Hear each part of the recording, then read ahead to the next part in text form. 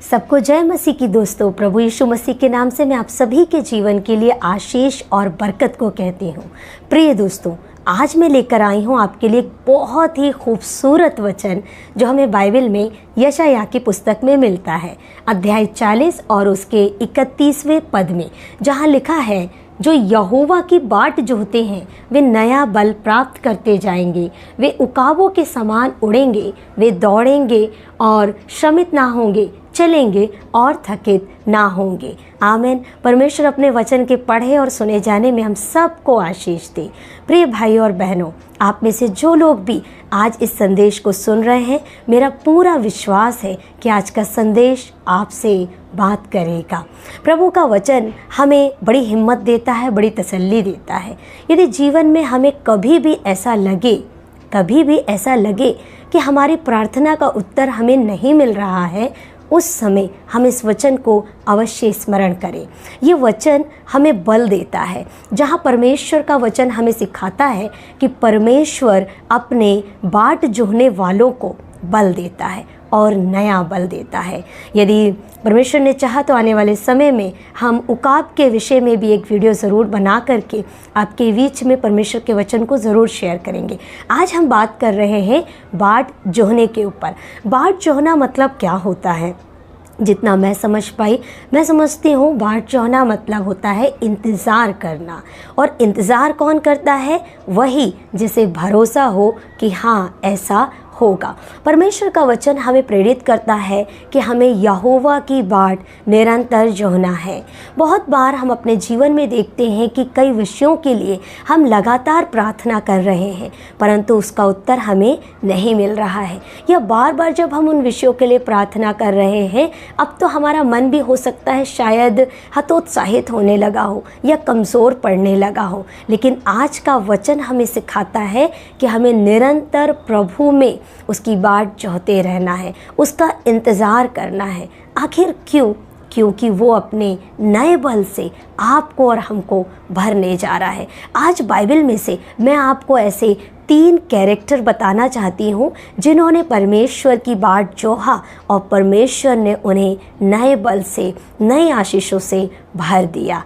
पहला किरदार जो मैं आपके सामने रखना चाहती हूँ वो बाइबल में से हमें मिलता है पहला शामुएल की पुस्तक, और उसके पहले अध्याय में ही उसका जिक्र हम पाते हैं। जी हाँ, मैं बात कर रही हूँ उस स्त्री की जिसका नाम था हन्ना। बाइबल कहती है कि उसके जीवन में सब कुछ था, सारी समृद्धि थी, सब कुछ से उसे आशीषित किया गया था, परंतु उसके जीवन में एक बात की कमी थी, एक बात की घटी थी, वो निसंतान थी। और बाइबल हमें इस प्रकार से बताती है कि उसकी जो सौत थी, जो उसके हस्बैंड की एक और वाइफ जो थी पनिन्ना, वो उसको अक्सर ताने मारा करती थी। हम ऐसा भी समझ सकते हैं कि शायद उसके परिवार में, उसके समाज के लोग, उसके इर्द गिर्द के लोग भी शायद उसके लिए कुछ अच्छा वर्ड नहीं कहते होंगे।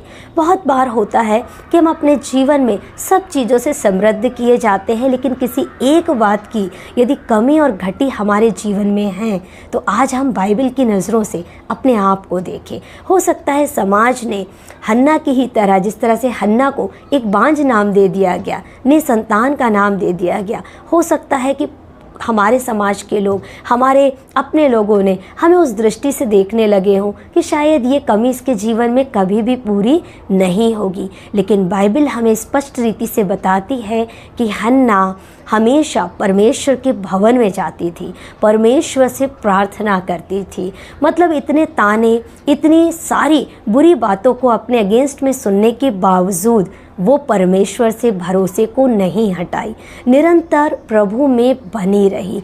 आज हम हन्ना के जीवन से देखें कि चाहे इस समय मुझे मेरी प्रार्थना का उत्तर मिल रहा हो या ना मिल रहा हो, मैं यहोवा की बाट जोहती रहूँगी, मैं यहोवा की बाट जोहता रहूँगा। और उसका परिणाम क्या होगा? बाइबल हमें बताती है कि परमेश्वर यहोवा ने हन्ना की सुधि लिया और एक नियत समय पर परमेश्वर ने उसे शामुएल दिया। इज़राइल का एक बहुत बड़ा नबी, परमेश्वर का एक बहुत बड़ा दास शामुएल बना, जिससे परमेश्वर बातें किया, अपने वचन को उसके द्वारा लोगों तक पहुंचाया। हालेलुया। हो सकता है प्रियो, यदि हमारी प्रार्थनाओं का उत्तर आज हमें नहीं मिल रहा है, उसकी बाट जोहते रहें, क्योंकि जब आपका उत्तर आएगा परमेश्वर आपको भरपूरी का जीवन देगा। जिस तरह से हन्ना को परमेश्वर ने शामुएल दिया और हन्ना ने ये कहकर उसका नाम शामुएल रखा कि मैंने प्रार्थना में परमेश्वर से इसे पाया है, आप भी अपनी गवाही को परमेश्वर के नाम को ही देंगे। हालेलुया। और परमेश्वर निरंतर आपको आशीषित करेगा। हन्ना का जीवन हमें बताता है कि जो कोई भी स्त्री या पुरुष, जो कोई भी व्यक्ति यहोवा की बाट जोहता है, वो कभी भी लज्जित नहीं होता, उसका मुंह कभी भी शर्मिंदा नहीं होता है। आज हम अपनी प्रार्थनाओं के लिए अपने मन को कमज़ोर ना करें, लेकिन निरंतर उस प्रार्थना को करते रहे। जैसे हन्ना का जवाब आया, वैसे ही आपका और हमारा जवाब भी ज़रूर आएगा। हालेलुया।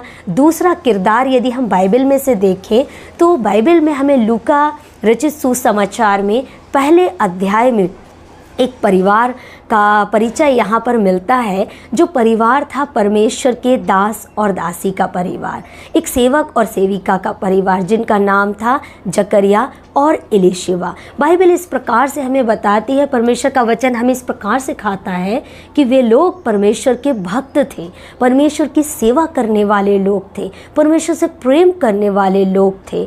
लेकिन बाइबल इस प्रकार से कहती है कि वे लोग अब बूढ़े हो चुके थे, वो लोग भी निसंतान थे। प्रिय मित्रों, बहुत बार ऐसा होगा कि आप प्रभु के बहुत नज़दीक होंगे, प्रभु के सेवक सेविका होंगे। हो सकता है आपने बहुत प्रयास किया है लोगों को प्रभु तक लाने के लिए, बहुत प्रयास किया है समाज में परमेश्वर के वचन के लिए। हालेलुया। लेकिन फिर भी आपके जीवन में कोई ना कोई ऐसी बात होगी जिसके कारण से हो सकता है कि आज लोग कानाफूसी आपस में कर रहे होंगे कि अरे ये तो हमारी प्रार्थनाओं को परमेश्वर के पास तक लेकर जाते हैं, फिर इनके जीवन में आखिर इनकी प्रार्थना का उत्तर क्यों नहीं मिल रहा। तो आज आपको उसका एक कारण बताना चाहती हूँ। बाइबल इस प्रकार से बताती है कि जकरिया एलीशिबा चूँकि बूढ़े थे, लेकिन जिस समय परमेश्वर ने उनकी सुधि लिया, परमेश्वर का दूत जकरिया के पास आया और उससे कहने लगा, देख परमेश्वर तुझे एक बालक देने जा रहा है, तेरे परिवार में एक ऐसा बालक उत्पन्न होगा, एक ऐसा बालक जन्म लेगा जो प्रभु के मार्ग को तैयार करेगा। हालेलुया। और बाइबल इस प्रकार से कहती है कि उसके जन्म से न केवल तुम खुश होगे, न केवल तुम आनंदित होगे, परंतु तुम्हारा सारा कुटुंब भी आशीषित होगा और आनंदित होगा।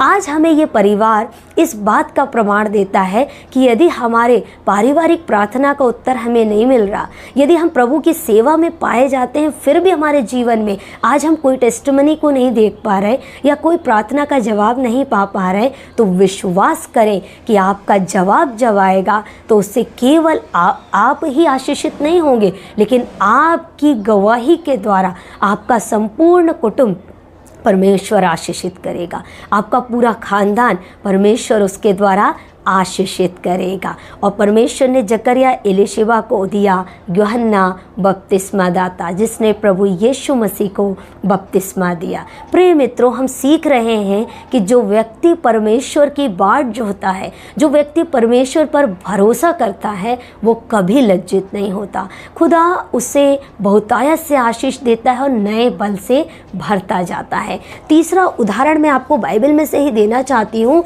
बहुत ही खूबसूरत उदाहरण है जो हमें मिलता है प्रकाशित वाक्य में। जी हाँ, रेवलेशन की बुक में बाइबल इस प्रकार से कहती है कि प्रभु यीशु मसीह के 12 शिष्य थे और उनमें से एक शिष्य थे यूहन्ना।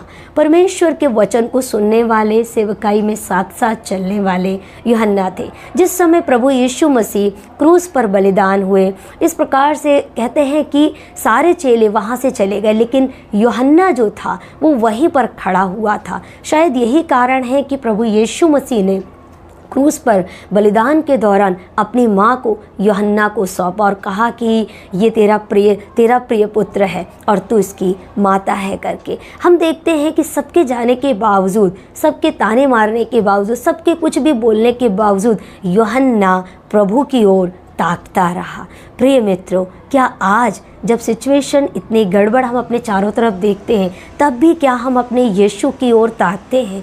तब भी क्या हम अपने यहोवा की बाट जोहते हैं? तो ये इस बात का निश्चय है कि परमेश्वर अपने प्रकाशन से आपके जीवन को भरेगा। शायद यही कारण है कि परमेश्वर ने यूहन्ना को आने वाली बातों की चर्चा कर दी, आने वाली बातों को रिवील कर दिया, जिसे हम प्रकाशित वाक्य के रूप में यहाँ पर देखते हैं। और यूहन्ना जब पतमुस टापू पर डाला गया, परमेश्वर के लिए वो सताव और विरोध को सह रहा था। परमेश्वर ने उसे दर्शन दे करके वो स्वर्ग की बातें, वो आने वाली बातें, वो दुनिया में क्या होगा जो आज हम चारों तरफ देख रहे हैं और आने वाले समय में जो चीज़ें होंगी, वो सारी की सारी चीज़ें परमेश्वर ने यूहन्ना पर प्रकट कर दी। इसीलिए यूहन्ना लिखता है, जो था, जो है, जो आने वाला है, वो सर्वशक्तिमान परमेश्वर है। हालेलुया। तो परमेश्वर अपने बाट जोहने वालों को रेवलेशन से भरता है, प्रकाशन से भरता है। प्रिय मित्रों, आज इस वचन के द्वारा हम यही अपने मन में दृढ़ निश्चय करें, खुदा मेरे जीवन में मैं सदैव आपकी बाट जोहता रहूँगा, सदैव आपकी बाट जोहती रहूँगी। चाहे आज मुझे जवाब दिख रहा हो या ना दिख रहा हो, लेकिन मैं विश्वास करती हूँ कि आने वाले दिन में आप मेरे जीवन में एक नई गवाही को देने जा रहे हैं, नई गवाही को देने जा रहे हैं। विश्वास करती हूँ आज का सुंदर मनन आपको आशीष दिया है। यदि आज का वचन आपको अच्छा लगा है, इसे लाइक कर दीजिए, शेयर कर दीजिए और अपने कमेंट्स भी ज़रूर लिखिए। परमेश्वर आप सबको बहुत आशीष दे।